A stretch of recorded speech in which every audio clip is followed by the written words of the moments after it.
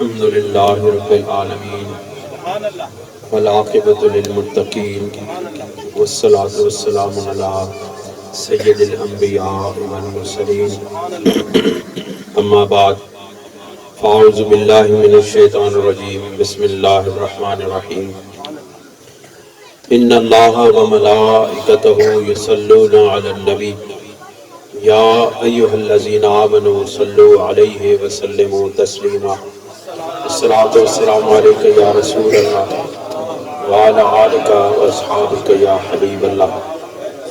نہایت محبت کے ساتھ میرے ساتھ مل کے آخری بندے تک میرے ساتھ مل کے بلند آواز کے ساتھ بارگاہ رسالت میں صلاۃ والسلام کا نظریہ صلاۃ والسلام کا ہدیہ پیش فرمائیں۔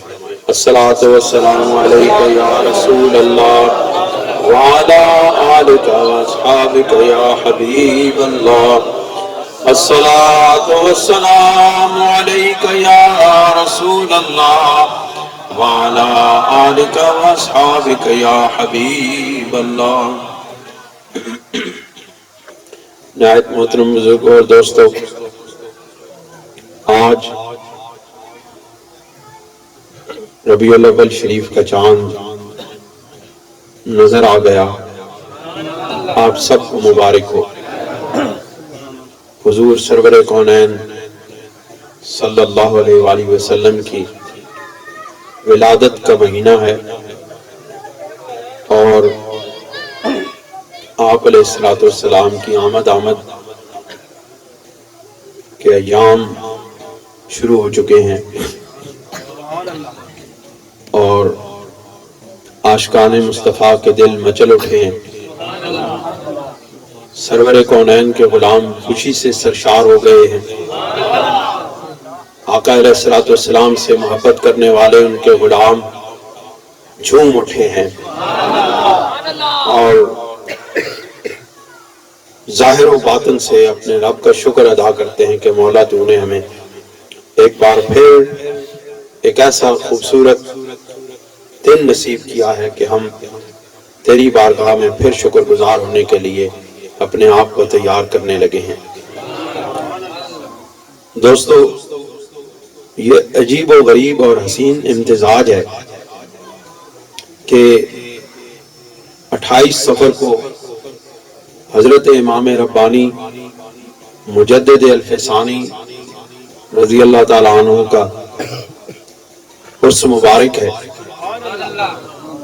اور ایک یا دو دن کے وقفے کے بعد ولادت مصطفیٰ کے ایام شروع ہو جاتے ہیں۔ یعنی ادھر آقا علیہ السلام کے ذکر کے غلام کا ذکر ہوتا ہے اور ابھی وہ ذکر ختم نہیں ہوتا کہ سرکار کے غلام کے آقا کا ذکر شروع ہو جاتا ہے۔ دوستو، یہ نصیب اس طرح نہیں ملتے، یہ کوئی راستے میں پڑی ہوئی چیز نہیں ہے کہ کوئی اٹھا لے۔ یہ ان لوگوں کو نصیب ہوتے ہیں کہ جو اس در کے غلام ہو جائیں اور جو اس در سے وابستہ ہو جائیں اور جو اپنے آپ کو مصطفیٰ کے رنگ میں رنگ دیں، یہ ان لوگوں کے نصیب ہوتے ہیں۔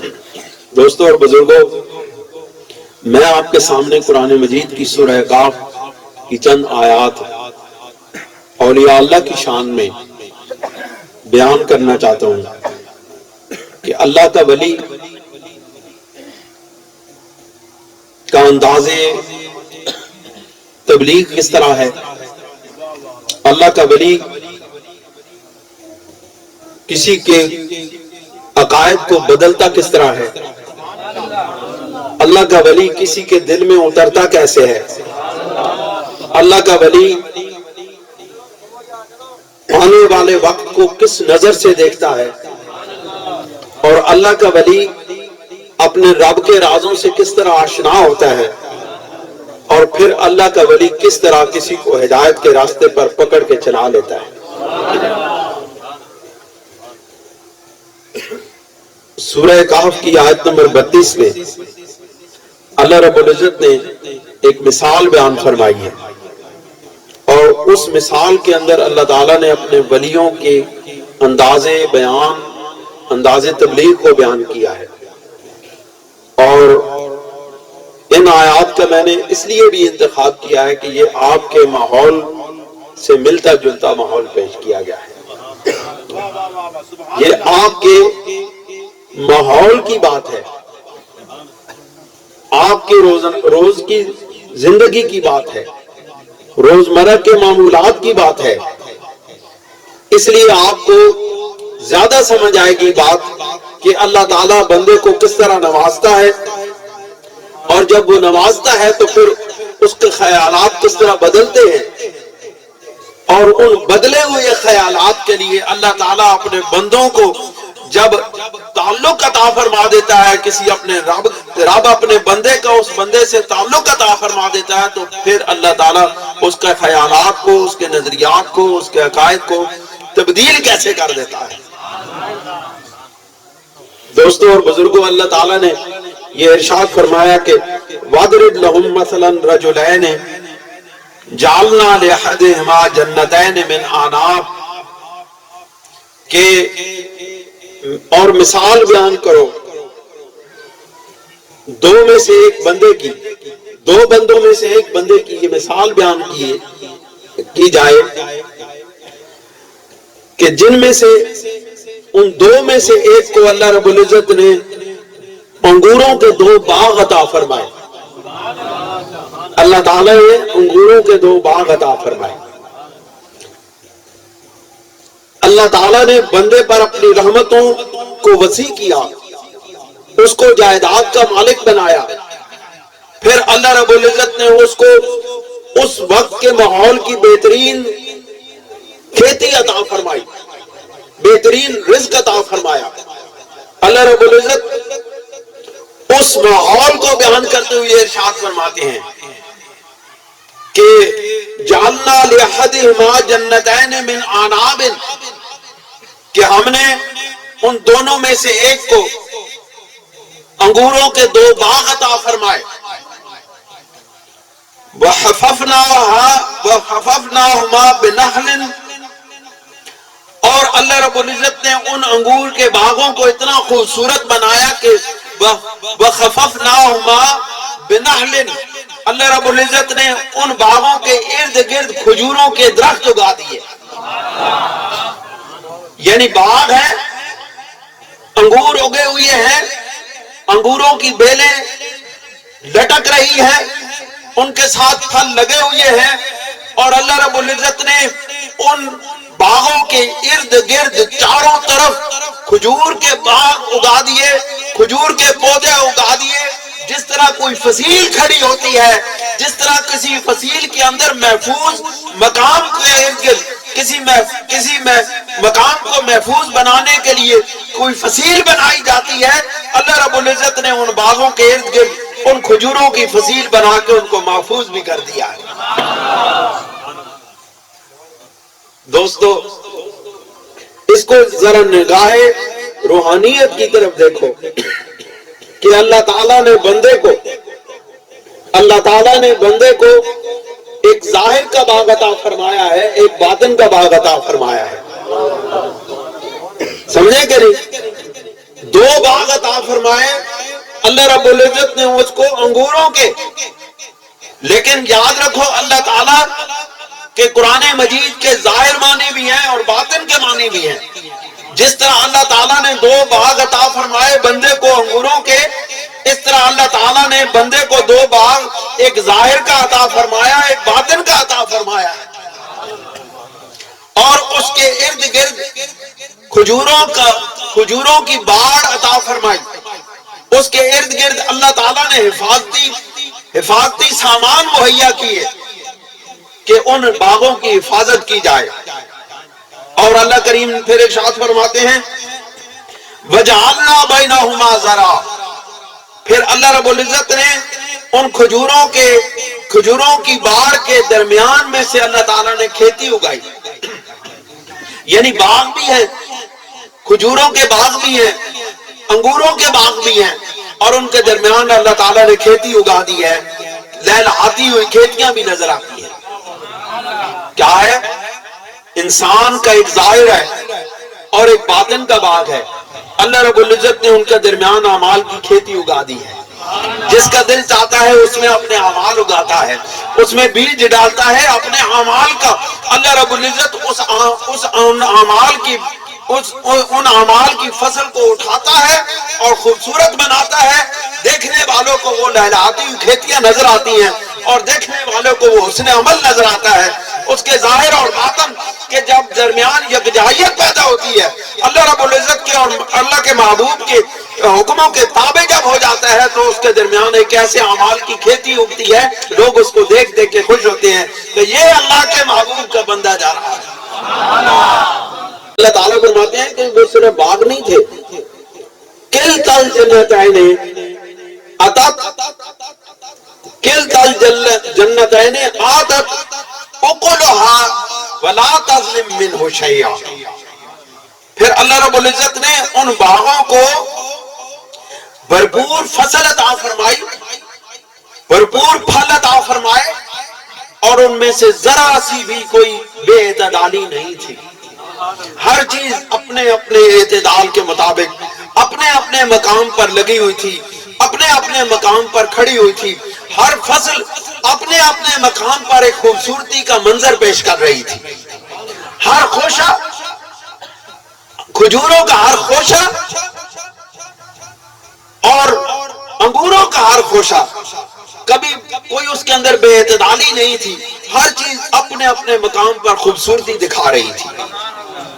دوستو, اسی طرح جب انسان کا حسن عمل ہوتا ہے, جب اللہ تعالیٰ بندے کو خوبصورت اعمال عطا فرماتا ہے, تو اسی طرح جب اس کے اندر کوئی بے اعتدالی نہیں ہوتی, تو اس طرح دیکھنے والوں کو وہ انسان خوبصورت نظر آتے ہیں. جس طرح باغ خوبصورت نظر آتے ہیں, جس طرح وہ انگوروں کے خوشے خوبصورت نظر آتے ہیں, اس طرح لوگوں کو آپ کے اعمال بھی اچھے نظر آتے ہیں. کوئی کہتا ہے یہ بڑا سخی ہے, کوئی کہتا ہے یہ بڑا غریب پرور ہے, کوئی کہتا ہے یہ اللہ سے محبت کرنے والا ہے, کوئی کہتا ہے یہ رسول اللہ کا غلام جا رہا ہے. یہ حسن عمل کے اعتدال پسندی ہے. اعتدال کے اوپر چلتے ہوئے اعمال ہیں جو لوگوں کو دیکھتے ہوئے خوش ہوتے ہیں, لوگ ان کو دیکھتے ہوئے خوش ہوتے ہیں. دوستو, یہ حسن عمل ہی ہے جو انسان کو خوبصورت بناتا ہے. اللہ تعالیٰ ان اعمال کی حفاظت کی توفیق عطا فرمائے. جب ہم اعمال کرتے ہیں تو اس کے اندر ہمارے عقائد اور نظریات خراب ہو جاتے ہیں. یہ دنیا انسان کے دماغ کو خراب کر دیتی ہے. یہ ماحول انسان کے اندر تکبر پیدا کر دیتا ہے, اور یہی بات ان لوگوں کے ساتھ ہوئی. انہوں نے دیکھا کہ میرے اتنے باغ ہیں, میری اتنی کھیتیاں ہیں, میرا اتنا مال ہے, میرے اتنے نوکر کام کر رہے ہیں, تو اس کے دل کے اندر خیال پیدا ہوگا, دنیا کی لالچ پیدا ہوگی. یہ جب دنیا کی لالچ انسان کے اندر پیدا ہوتی ہے, انسان کو تباہ و برباد کر دیتی ہے. ہمارے گاؤں کا ایک واقعہ ہے. حضرت بابا جی خواجہ سید نور محمد چرائی رحمۃ اللہ علیہ کے ساتھ ایک محبت کرنے والا شخص, عقیدت والا شخص, محبت والا شخص, یقین والا شخص, اس کا ایک دوست بنا کسی دوسرے گاؤں کا, اور اس کا آنا جانا اتنا قریب ہو گیا, آنا جانا اتنا زیادہ ہو گیا کہ وہ ان کے گھر کا حصہ بن گیا. یعنی ایسا برادری قائم ہوئی ان کے درمیان, ایسا تعلق قائم ہوا کہ جیسے وہ کوئی آنا جانا ان کے لیے اجنبیت کا باعث نہیں ہوا. ہوا یہ کہ اس نے کہا کہ وہ جو باہر دوسرے گاؤں کا بندہ تھا, اس نے کوئی بیل خریدنے کا, کوئی بیل دیکھا اس گاؤں میں یا دوسرے گاؤں میں, تو اس کو پسند آیا. وہ اپنے ساتھی کو لیا اور وہ بیل خریدنے کے لیے اس گاؤں میں گیا, اور اس کے پاس پیسے نہیں تھے. انہوں نے کہا چلو چورا شریف گاؤں میں چلتے ہیں, اپنے دوست سے پیسے لے لیتے ہیں, اس سے پیسے لے لیتے ہیں, اس کو پھر واپس کر دیں. جب وہ دونوں شخص چورا شریف اوپر والے گاؤں میں آئے تو کیا دیکھا, ان کے پاس گیا, اور ان کی گھر والی بھی کیونکہ پردہ تو تھا نہیں، آنا جانا تھا، وہ بھی آ گئی۔ اس نے کہا ہم نے اس طرح ایک بیل دیکھا ہے اور اس کو خریدنے کا پروگرام بنایا ہے، اور ہمارے پاس پیسے نہیں تھے، ہم نے کہا چلیں آپ سے ادھار لے لیتے ہیں۔ تو وہ نیک خاتون تھی، پختہ عقیدے والے لوگ تھے، وہ گئی، گھر کے اندر گئی اور اس نے ایک مٹکا سا اٹھایا۔ اس زمانے میں نوٹ نہیں تھے، سکے ہوتے تھے چاندی کے، سونے کے۔ اس نے ایک اتنا مٹکا سا اٹھایا اور آ کے ان دونوں کے سامنے الٹ دیا، ان دونوں کے سامنے الٹ دیا وہ مٹکا۔ وہ سونے اور چاندی کے سکوں پر مشتمل، سکوں سے بھرا ہوا مٹکا اس خاتون نے الٹ دیا، اور ان کے دل کے اندر لالچ پیدا ہو گئی، ان کے نیت بدل گئی، ان کا خیالات بدل دیے۔ اس خاتون نے کہا کہ بھائی جتنے تمہیں چاہیے سکے اٹھا لے، جتنا مال چاہیے تو اٹھا لے۔ کیوں؟ اس کو معلوم تھا کہ یہ مال میرا نہیں ہے، یہ میرے رب کا مال ہے۔ اس نے کہا بھائی اٹھا لے جتنا دل چاہتا ہے۔ ان کی نیت بدل گئی، انہوں نے ایک دوسرے کو اشارہ کیا کہ بس 2-3 سکے لے لیتے ہیں دکھانے کے لیے، باقی کام رات کو کریں گے۔ انہوں نے وہ 2 سکے اٹھا لیے اور وہ لے کے چلے گئے۔ انہوں نے ساتھ والے گاؤں سے بیل خریدا اور ساتھ جا کے کسی اور جگہ، کسی اور ڈھوک پہ جا کے، کسی اور ڈیرے پہ جا کے باندھ دیا، اور ان کو کہہ کے آئے جی کہ ہم صبح آپ سے لے جائیں گے، ابھی ہم کسی اور کام کو جا رہے ہیں۔ رات ہو گئی۔ آپ کو معلوم ہے عشاء کی نماز کے بعد لوگ سو جاتے ہیں گاؤں کے اندر، شہروں کی بات نہیں ہے، گاؤں کی بات ہے، چورا شریف کے اس زمانے کی بات ہے۔ لوگ سو گئے۔ وہ کہتے ہیں، وہ جو 2 اشخاص تھے وہ کہتے ہیں ہم رات کو چورا شریف گاؤں میں داخل ہوئے اور ہمیں معلوم تھا کہ ہم کس راستے سے اس گھر کے اندر جاتے ہیں، کیونکہ ہمارا اکثر آنا جانا تھا۔ تو وہ کہنے لگے کہ ہم جس راستے سے گھر کے اندر داخل ہوتے تھے اس راستے کی طرف گئے تو آگے دیوار بن گئی۔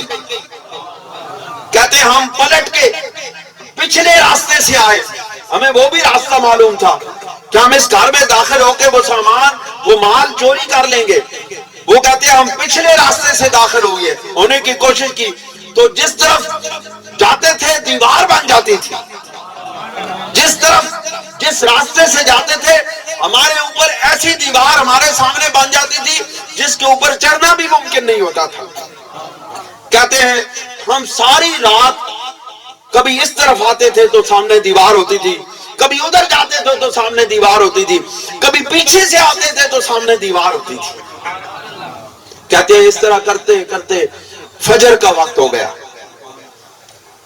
وہ کہتے ہیں ہم نے کہا کہ اس بات کا تجزیہ کر کے، اس بات کا نتیجہ نکال کے یہاں سے جانا ہے۔ کہتے ہیں نماز فجر کی اذانوں کا وقت ہو گیا، ہم مسجد میں چلے گئے، نماز ادا کی، دل کے اندر توبہ کی۔ دل ہمارا معلوم ہو گیا کہ ہمارے دل کو معلوم ہو گیا کہ یہ بات کچھ اور ہے۔ کہتے ہیں ہم وہاں جا کے مسجد میں نماز ادا کی اور صبح سویرے سویرے جب اس گھر کی طرف آئے تو وہ راستے کھلے تھے۔ رات کو آئے تو دیواریں حائل تھی، اور دن کو آئے سورج نکلا، روشنی ہوئی تو وہ آئے تو وہ کہتے ہیں راستے اسی طرح موجود تھے۔ ہم کہتے ہیں بڑے حیران ہوئے، ہم گھر کے اندر داخل ہوئے، وہ بڑے خوش ہو گئے کہ صبح سویرے سویرے کیسے آ گئے۔ انہوں نے بتایا کہ ہم اس طرح، ہم نے یہ پیسے واپس کرنے تھے تو ہم یہ پیسے واپس کرنے کے لیے آئے ہیں، لیکن آپ ہمیں یہ راز بتائیں کہ یہ راز کیا ہے۔ رات کو ہم چوری کی نگاہ سے، چوری کی نیت سے آپ کے گھر کے اندر داخل ہونے کی کوشش کرتے رہے، ساری رات ہم آپ کے گھر کے گرد چکر لگاتے رہے۔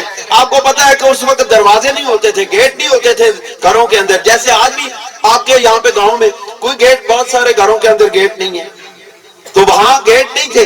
تو وہ کہتے ہیں ساری رات ہم آپ کے گھر کے ارد گرد گھومتے رہے، ہمیں اس گھر کے اندر داخل ہونے کا راستہ نہیں ملا۔ اس راز سے ہمیں آگاہ کریں۔ اس نے کہا تمہیں معلوم نہیں، تم لوگوں کا معلوم نہیں، ہمارا مرشد زندہ ہے، یہ بابا نور شریف والا، یہ خواجہ سید نور محمد، یہ ہمارا پیر ہے، یہ ہماری کھیتیوں کی حفاظت کرنے کے لیے اللہ رب العزت نے اس کو ہمارا احسار بنا دیا ہے۔ یہ کھجوروں کے کھیت کی طرح، کھجوروں کی فصیل کی طرح ہمارے گھر کے ارد گرد اس نے ڈیرے ڈالے ہوئے ہیں، یہ کسی کو آنے نہیں دیتا ہے، یہ کسی کو نگاہ اٹھا کے دیکھنے نہیں دیتا ہے۔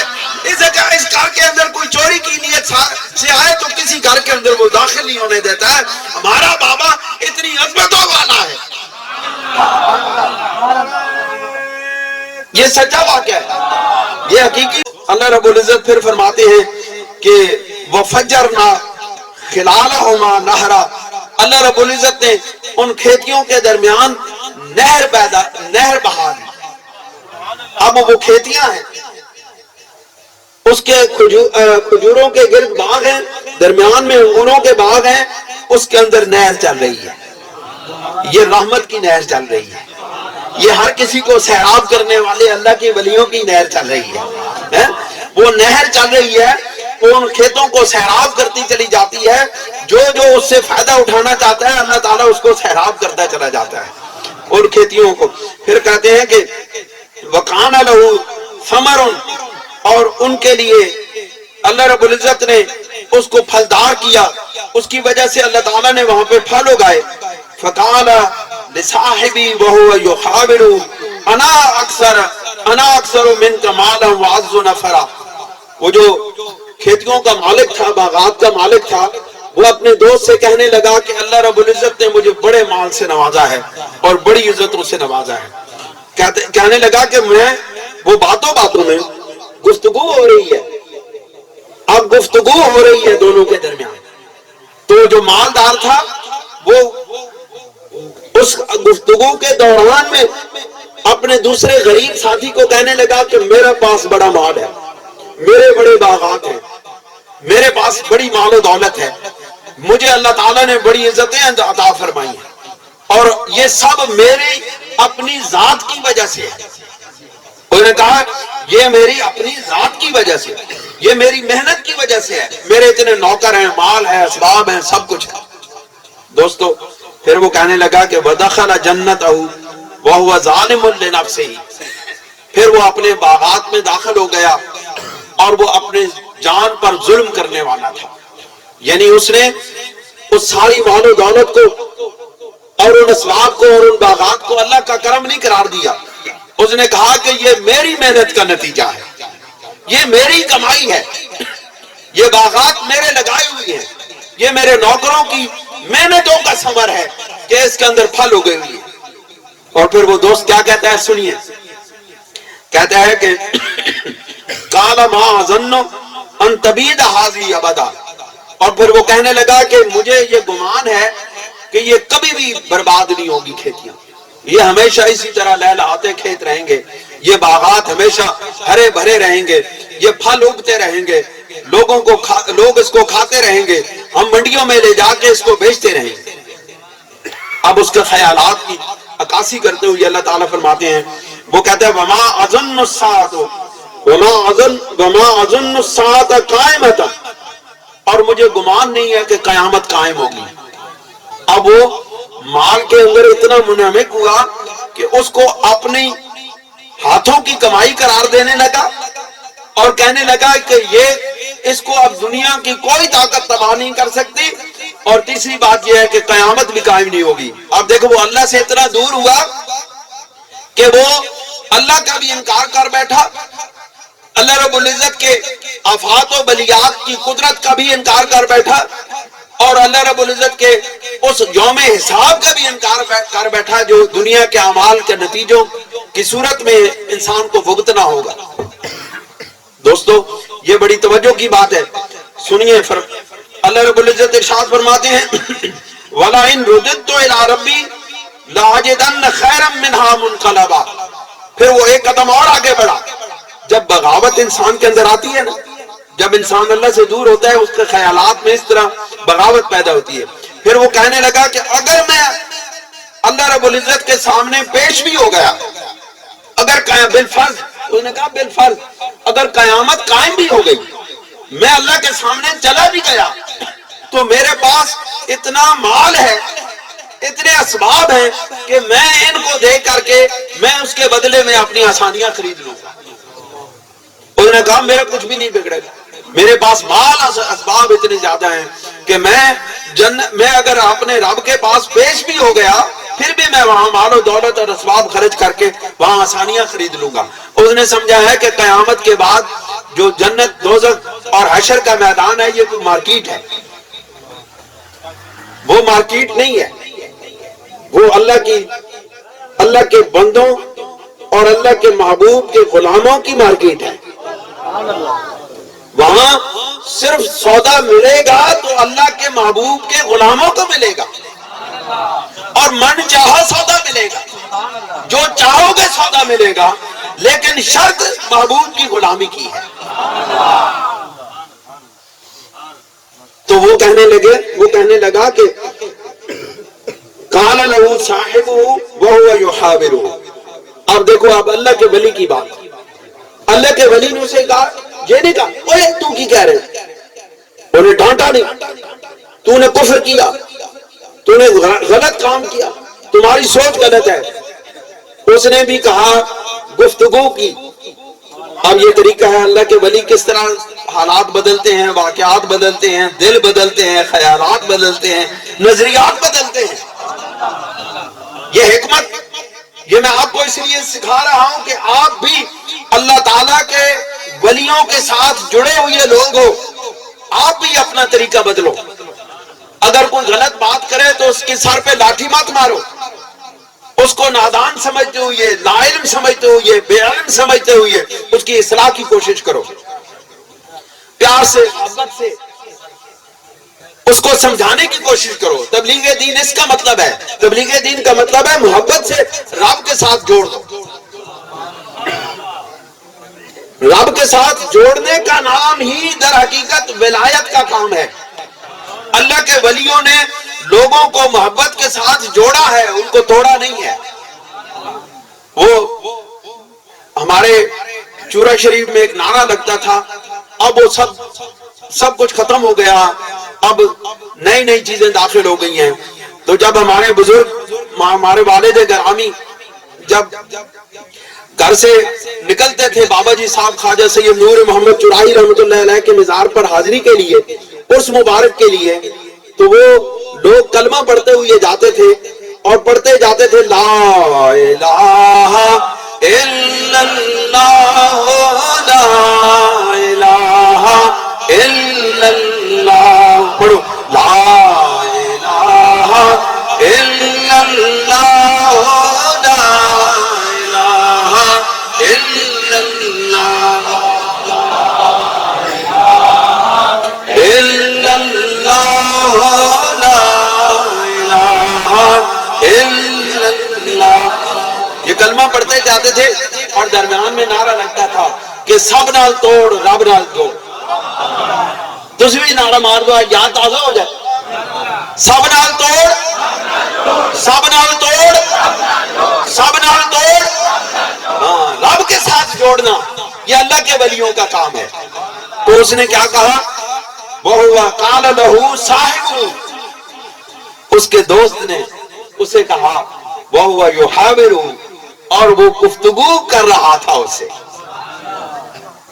وہ نصیحتیں نہیں کر رہا۔ دنیا کی بات کرتے کرتے اللہ کی بات کر دینا یہ اللہ کے ولیوں کا کام ہے۔ موضوع کو موڑ کے لے آنا یہ اللہ کے ولیوں کا کام ہے۔ ایک صحابی فرماتے ہیں حضور سرور دو عالم صلی اللہ علیہ وسلم کی زندگی کا یہ طریق تھا کہ ہم مسجد نبوی میں بیٹھے ہوتے تھے، صحابہ کرام کے گروپ بیٹھے ہوتے تھے، تو سرکار جب ہمارے درمیان میں آ کے بیٹھ جاتے تھے تو جو موضوع چل رہا ہوتا تھا حضور علیہ السلام اس کو روکتے نہیں تھے، اسی موضوع پر بات کرنا شروع کر دیتے تھے۔ اگر دنیا کی بات ہو رہی ہے تو سرکار دنیا کی بات شروع کر دیتے تھے، اگر آخرت کی بات ہو رہی ہے تو سرکار آخرت کی بات شروع کر دیتے تھے، اگر اللہ کا ذکر ہو رہا ہے تو سرکار اللہ کا ذکر کرنے لگتے تھے۔ دوستو اللہ کے محبوب نے ہمیں یہ بات بتا دی کہ لوگوں کے مزاج کے مطابق اگر اپنے آپ کو ڈھال کے اللہ تعالیٰ کی طرف لے جاؤ گے تو لوگ تمہارے پیچھے پیچھے چلے جائیں گے، اگر تمہیں لوگوں کے مزاج کے خلاف چلاؤ گے تو لوگ تمہاری بات نہیں مانیں گے۔ یہ طریقہ مصطفیٰ کا۔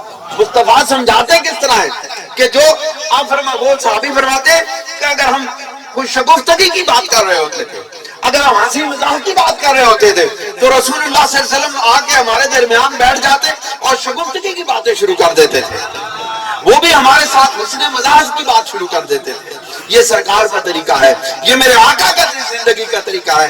ان طریقوں کو جب تک ہم نہیں اپنائیں گے ہم اللہ تعالیٰ کے ساتھ بندوں کا تعلق نہیں جوڑ سکتے۔ یہ نقصان کیوں ہو گیا؟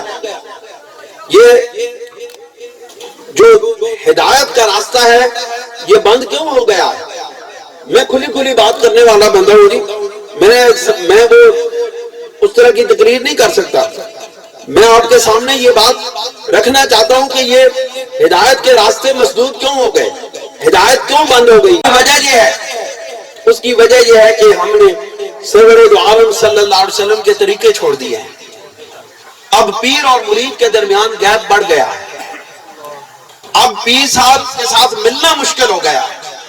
اب پیر صاحب کسی جگہ بیٹھے تشریف فرما ہوتے ہیں تو ان کے خلفاء لوگوں کو ملنے کی اجازت نہیں دیتے، اور پیر صاحب اپنے مریدوں کو اپنے پاس بیٹھنے کی اجازت نہیں دیتے، اور پیر صاحب اپنے مریدوں کو تلقین کے لیے گفتگو کرنے کا وہ انداز نہیں اپناتے جو رسول اللہ صلی اللہ علیہ وسلم صحابہ کرام کے ساتھ بیٹھ کے اپناتے تھے۔ حقیقت ہے کہ نہیں؟ بات سچ ہے نا؟ بات سچ ہے۔ جب پیر اور مرید کے درمیان گیپ پیدا ہو گیا، فاصلہ پیدا ہو گیا، اب مرید کو کیا پتہ چلے میرا پیر کیا کرتا ہے؟ پیر جب بتائے گا، پیر بات کرے گا، پیر اپنے مرید کے ساتھ دوستی کرے گا۔ پیر کو چاہیے کہ اپنے مرید کے ساتھ دوستی کرے، وہ جس طرح کا مزاج رکھتا ہے پہلے اس کے مزاج میں اپنے آپ کو ڈال لے، پھر اس کو اپنے مزاج میں ڈال لے۔ پیر ایک آئینے کی طرح ہوتا ہے، پیر ایک آئینے کی طرح ہوتا ہے۔ آئینے کے سامنے جو آتا ہے آئینہ ویسے ہو جاتا ہے۔ آئینہ یہ نہیں کہتا کہ تم میرے جیسا ہو جا، آئینہ کہتا ہے کہ پہلے میں تیرے جیسا ہوں گا، اب تو مجھے دیکھ دیکھ کے اپنے حسن و جمال کو خوبصورت بنا۔ جب تو اپنے حسن و جمال کو میرے اس آئینے میں دیکھے گا تو اپنے آپ کو اور خوبصورت نظر آئے گا۔ باتیں سمجھے کہ پیر آئینہ ہے، مرید کو سامنے بٹھا کے پہلے اس جیسا بن جائے، پھر مرید اس آئینے جیسا بن جاتا ہے۔ اور یہ سرکار کا طریقہ ہے، یہ دنیا میں کوئی انوکھا رنگ نہیں ہے، یہ میرے حضور کا طریقہ ہے۔ آقا علیہ الصلوۃ والسلام کے اللہ تعالیٰ کے اس بندے نے کہا قال لہ صاحب وہو یخابرہ، اور اس کے دوست نے کہا، اس کا دوست تھا، وہ گمراہ تھا، ایک گمراہ تھا، ایک ہدایت کے راستے پر تھا، لیکن تھے دونوں دوست، انہوں نے دوستی کا وہ تعلق کاٹا نہیں تھا۔ جب دوستی کا تعلق قائم ہوگا تو اس کو معلوم ہو گیا کہ اگرچہ میرے عقیدہ غلط ہے لیکن ہے میرا یہ خیر خواہ۔ جب خیر خواہی کا دل کے اندر یقین ہو جائے تو اس کی بات پہ یقین میں آ جاتا ہے۔ اس لیے لوگوں کے ساتھ خیر خواہی کرو، لوگوں کے ساتھ ہمدردی کرو، لوگوں کے ساتھ پیار کرو۔ جب آپ کی خیر خواہی کے جذبات اپنے بھائیوں کے ساتھ بڑھ جائیں گے تو اگر وہ غلط راستے پر چل رہے ہوں گے تو آپ کی بات پر وہ کان دھریں گے۔ اگر آپ کے اندر خیر خواہی کا جذبہ نہیں ہوگا، انسانیت کے ساتھ محبت نہیں ہوگی، انسانیت کے ساتھ پیار نہیں ہوگا تو آپ کی بات کے اوپر کوئی کان نہیں دھرے گا۔ دوستو پھر اس نے باتوں باتوں میں کہا کہ اکفرت بالذی خلقک، کیا تو اس کا انکار کرتا ہے؟ اے میرے سنگیا تو اس نے انکار کرنے، اکفرت تو اس کا انکار کرتا ہے، بالذی خلقک من تراب، اس ہستی کا انکار کرتا ہے جس نے تجھے مٹی سے بنایا، تجھے مٹی سے بنایا ہے، تو اس کے احسان کی طرف دیکھ۔ ذرا نگاہ کر، اس نے تجھے مٹی سے بنا کے کتنا خوبصورت بنا دیا ہے، ذرا اس احسان کی طرف نگاہ اٹھا۔ مٹی سے تو کوئی چیز خوبصورت نہیں بنتی، جو مرضی کر لو۔ دیکھو نا، آپ لوگ جاتے ہیں، لوگوں نے مٹی کے جانور بنائے ہوتے ہیں، وہ شکلیں بنائی ہوتی ہیں، لیکن وہ خوبصورتی ان کے اندر نہیں ہے۔ لیکن اللہ نے جو مٹی سے چیز بنائی ہے اس کو خوبصورت بھی بنا دیا ہے۔ کہتے ہیں تو اس ہستی کا انکار کرتا ہے، اس ہستی سے کفر کرتا ہے۔ ارے دوست سوچ تو صحیح، تو وہ کفر کس کے ساتھ کر رہا ہے جس نے تجھے مٹی سے پیدا کیا ہے؟ ثم من نطفۃ، پھر اس مٹی کو اللہ رب العزت نے ایک پانی کی شکل اختیار دے دی ہے، پانی کی شکل اس کو دے دی ہے، اس سے تجھے پیدا کیا ہے۔ ثم صبغاک رجلا، پھر اللہ رب العزت نے تجھے خوبصورت شخص بنا دیا ہے۔ تو اس رب کا انکار کرتا ہے جس نے تجھے ان مراحل سے گزار کے تجھے اتنی خوبصورت شخصیت عطا فرمائی ہے، اتنا سونا پیکر عطا فرمایا ہے، اتنا خوبصورت تجھے جسم عطا فرمایا ہے۔ لوگ تجھے دیکھتے ہوئے، چلتے ہوئے، دیکھتے ہوئے کہتے ہیں یہ سونا جوان جا رہا ہے، کہتے ہیں کہ یہ اللہ کا یہ سونا خوبصورت جوان جا رہا ہے، تو اس کا انکار کرتا ہے۔ پھر کہا کہ لَٰكِنَّ هُوَ اللَّهُ رَبِّي، کہتے ہیں میرا حال تو یہ نہیں ہے، لیکن میرا وہ رب ہے۔ کہتے ہیں تو اس کا انکار کرتا ہے، لَٰكِنَّ هُوَ اللَّهُ رَبِّي، لیکن میرا اللہ ہی ربی، میرا رب اللہ ہی۔ ہوں میرے نال دوستی کیتی آ، میں تیرے نال دوستی کیتی آ، میں تیرا خیر خواہ ہاں، تیرا رہنما ہاں، تیرا رہبر ہاں۔ ہوں میں تینوں اس گل تے پہنچا دیتا کہ تو اپنے رب دے نال کفر کر رہا، تو میری گل تو ذرا سن لیا کہ میرا تو رب ہوئی ہے، میرا رب ہوئی۔ تو پھر کہنے لگا وَلَا أُشْرِكُ بِرَبِّي أَحَدًا، کہ میں تو اپنے رب کا کسی کو بھی شریک نہیں کرتا۔ میں تو جو کچھ بھی مجھے ملا ہے، جو کچھ نہیں ملا، جو رحمتیں ہوئی ہیں، جو عنایتیں ہوئی ہیں، میں ان سب کا شکر ادا کرتا ہوں۔ کہتے ہیں پھر وہ اپنی بات کرتے ہیں وَلَوْلَا إِذْ دَخَلْتَ جَنَّتَكَ قُلْتَ مَا شَاءَ اللَّهُ، کہتے ہیں تو جس وقت اس باغ میں داخل ہوا، ان باغوں میں داخل ہوا، اگر تو کہتا کہ یہ سب کچھ اللہ کی چاہت سے ہے، تو نے کہا یہ میری وجہ سے ہے، تو نے کہا یہ میری وجہ سے ہے، میری کمائی ہے، میرے ہاتھوں کی کمائی ہے، میری محنت کا نتیجہ ہے۔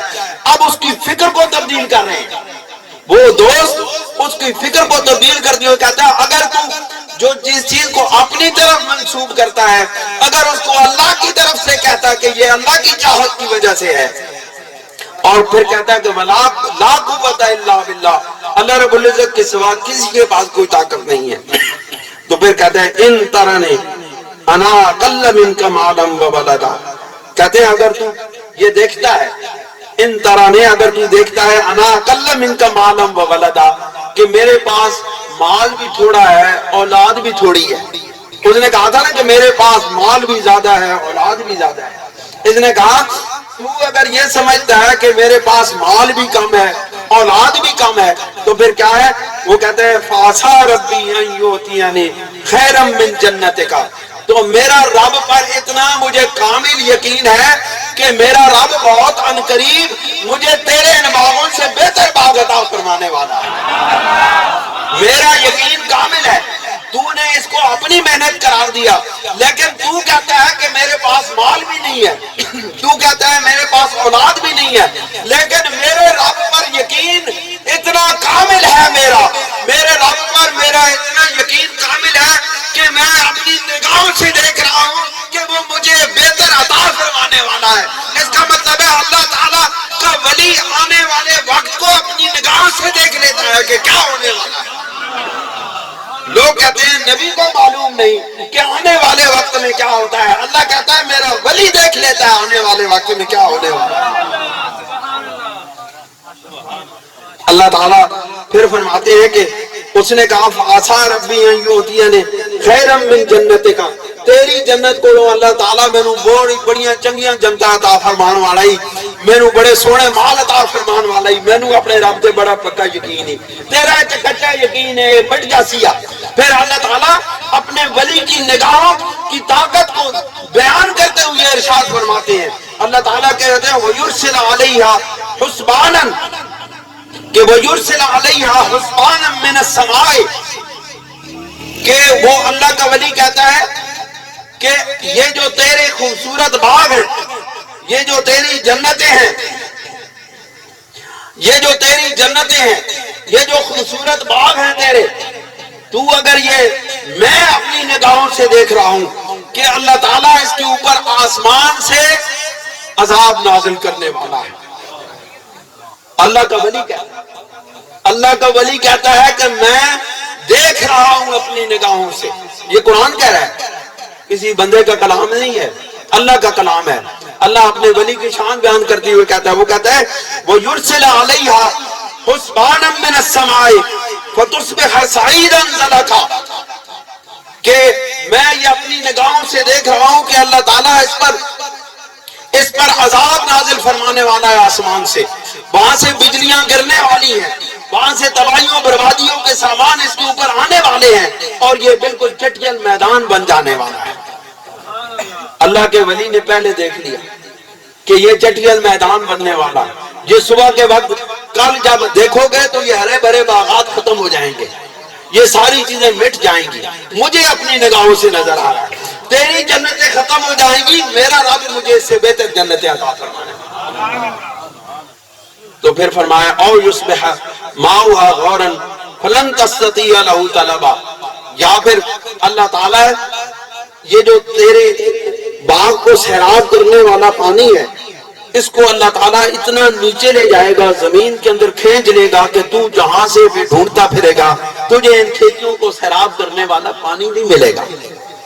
وہ کہنے لگا، اللہ کا ولی کہنے لگا دو قسم کے عذاب آنے والے، یا تو آسمان سے بجلیاں گرے گی، تباہی و بربادی ہوگی، موسم اس طرح کے بدلیں گے کہ طوفان آئے گا، بجلیاں گریں گی، تیرے سارے کے سارے باغ تباہ و برباد ہو جائیں گے، یا دوسری صورت یہ کو کھینچ لیا جائے گا، پھر جتنا مرضی بور کرواتا رہے، جتنے مرضی نلکے لگواتا رہے، جتنے مرضی ٹیوب ویل لگاتا رہے، تیری زمین کو پانی نہیں ملے گا، کیونکہ زمین کو پانی اللہ کی طرف سے ملتا ہے، زمین کو سیرابی اللہ کی طرف سے ملتی ہے، زمین کو یہ بالیدگی اور رویدگی اللہ کی طرف سے ملتی ہے۔ اسی طرح دل کی زمین کو بھی رویدگی اور بالیدگی اللہ کی طرف سے ملتی ہے۔ یہ دل کی کھیتی بھی سرسبز ہوتی ہے تو اللہ کی رحمت سے سرسبز ہوتی ہے۔ دوستو اس پر بھی بجلیاں گرتی ہیں تو اللہ کی طرف سے گرتی ہیں، انسان کے غلط عقیدے کی بنیاد کے اوپر بجلیاں گرتی ہیں، اور اس کے اندر جب ترقی ہوتی ہے، اللہ کا ذکر اس کے اندر جب ایک خوبصورت شکل اختیار کرتا ہے تو یہ بھی اللہ کی رحمت سے اختیار کرتا ہے۔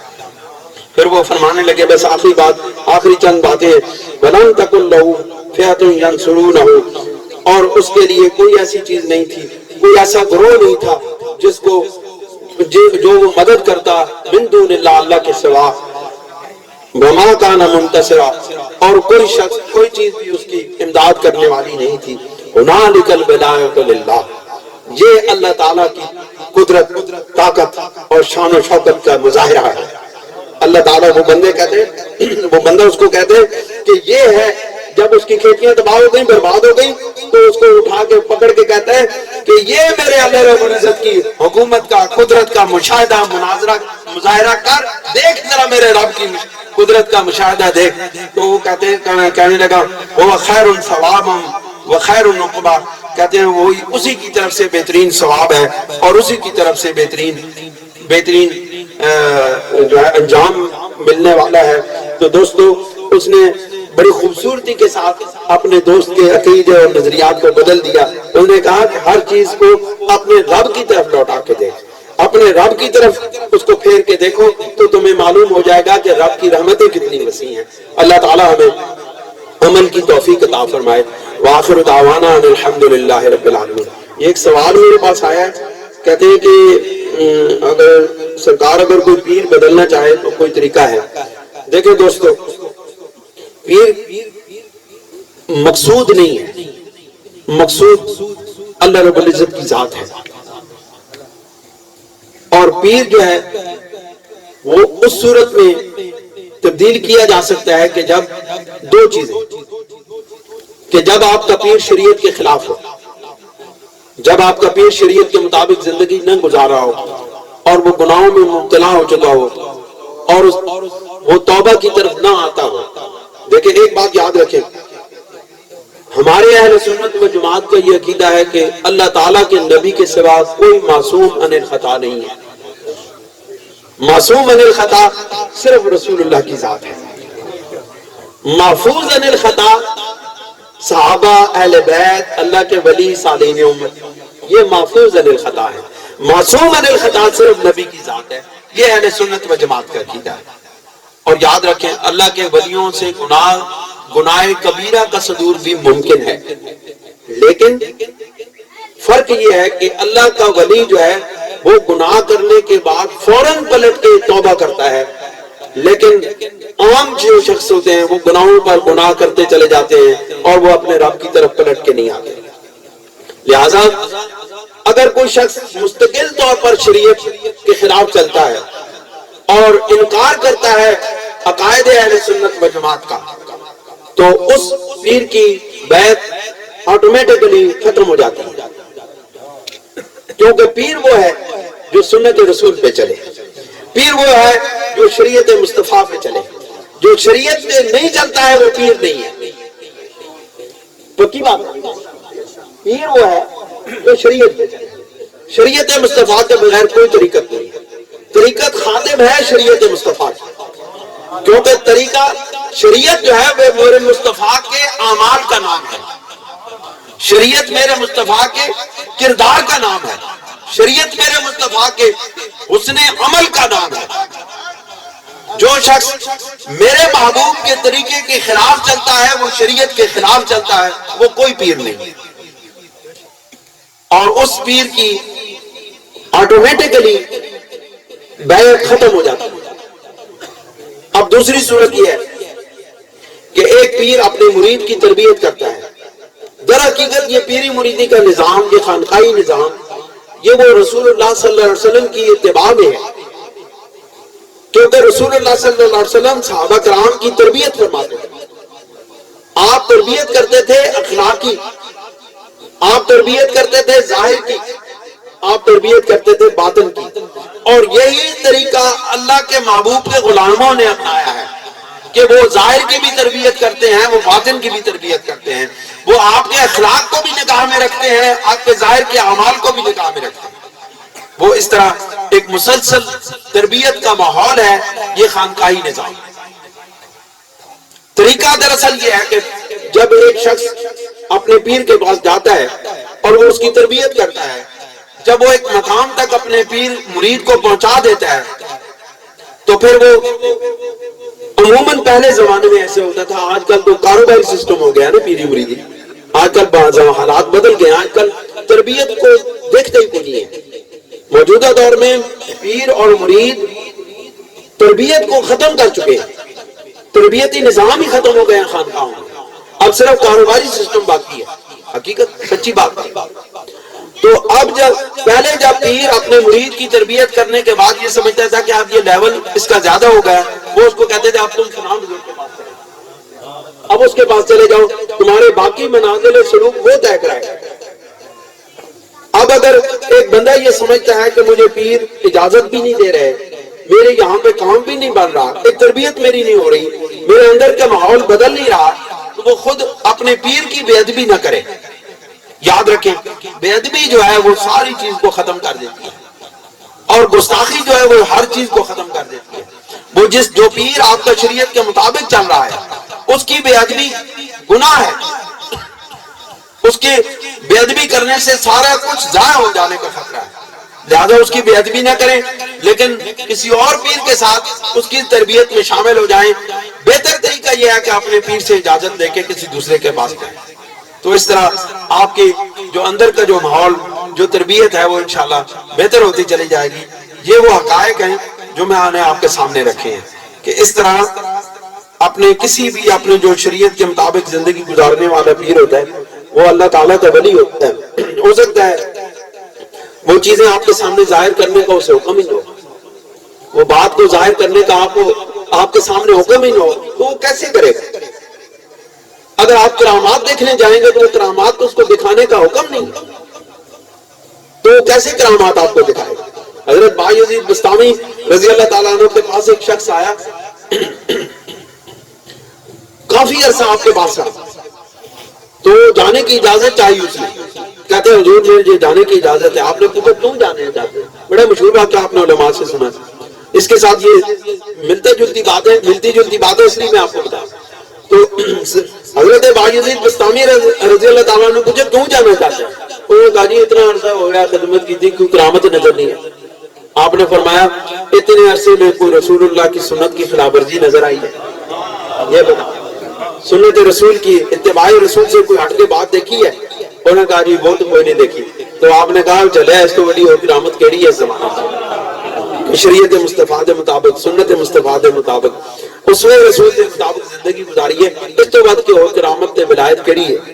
لہذا دوستو میں آپ کو سچی بات بتا رہا ہوں کہ ولایت رسول اللہ کی غلامی کا نام ہے، ولایت اسوہ رسول کے ساتھ وابستہ ہونے کا نام ہے، اسوہ رسول کے مطابق زندگی گزارنے کا نام ہے، اپنے اخلاق کو رسول اللہ کے اخلاق کے اندر ڈھالنے کا نام ولایت ہے اور بزرگی ہے، اور رسول اللہ صلی اللہ علیہ وسلم کے جیسے زندگی اپنانے کا نام ولایت ہے۔